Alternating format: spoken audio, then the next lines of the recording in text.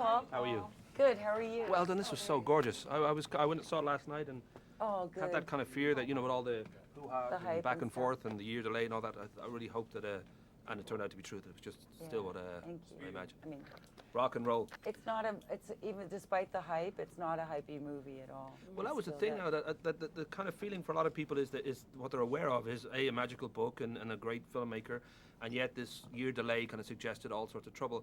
Thankfully, when I saw it last night, it was just completely stunning. I don't know whether you guys knew or whether you feared the same way that I feared that before seeing the movie that you didn't know if it would work or not, or.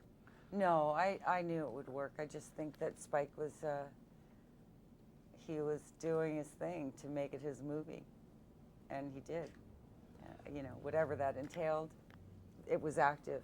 It would have taken a lot of effort to think during the process of the movie that just perhaps we weren't doing it the right way, because it was just play and fun and.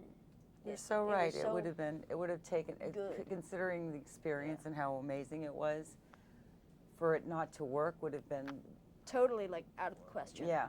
And here we are. It worked. Well, I know for you, Max, that there's this sense that you've done very little before. You did a Death Cab for Cutie video, I think, and you played in the Blooms Brothers thing, whatever it was. But this notion that you put in an incredible performance here, and I don't know whether for you it was a continually joyous experience or whether you yourself kind of felt in those 4 months in Australia that you were kind of in a magical world, that you weren't quite sure what was going on, because Spike's slightly crazy and he does a wonderful shoot. I don't know whether for you it was all... Go Spike! But how was the experience for you? I don't know whether your first film and out in the wilds of Australia, was it all wonderful, or was it kind of strange and surreal, or? That's it was wonderful, strange and sure, surreal. Spike.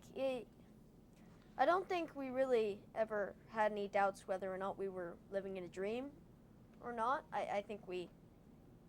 I'm pretty sure we all knew we were living in reality.